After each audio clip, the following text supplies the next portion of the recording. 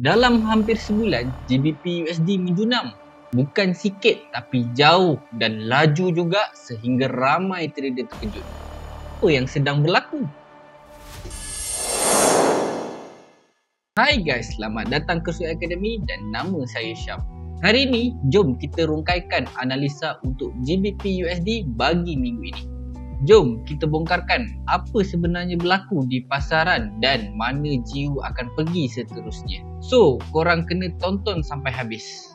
By the way, kalau korang baru dekat sini, jangan lupa untuk subscribe. Okey, jom kita mulakan. Ada beberapa sebab yang mendorong penurunan GBP USD sekarang ni. Pergerakan USD menjadi pendorong utama. Fed memberikan isyarat disifatkan pasaran sebagai hawkish card, atau apabila hasil bond US naik semula, USD menguat.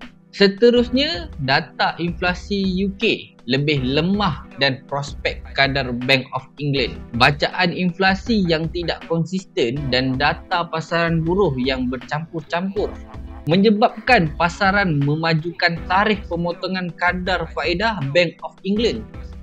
Laporan terbaru menyorot jurang fiskal UK dan potensi kajian semula pertumbuhan produktiviti oleh OBR.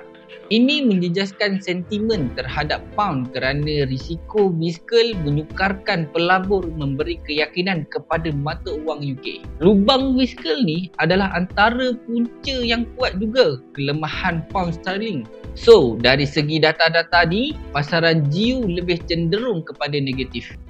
Kita tengok pula dari segi technical analysis.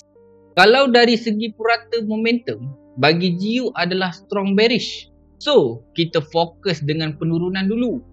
Target saya adalah untuk fresh menembusi zon rintangan di 1.311 dan 1.309 dan meneruskan penurunan ke 1.306.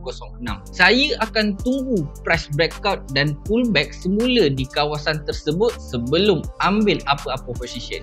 Jika price tak berjaya breakout zon rintangan, ada keberangkalian price boleh naik ke zon 1.319 dan 1.321. So, dekat sini kalau mengikut analisa saya, strong bearish dan akan cuba cari position untuk short.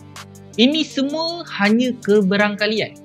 FX strategi menyifatkan pound sebagai underperformance mingguan. Kita tengok pula untuk jangkaan kehadapan ataupun hipotesis untuk market GBP USD.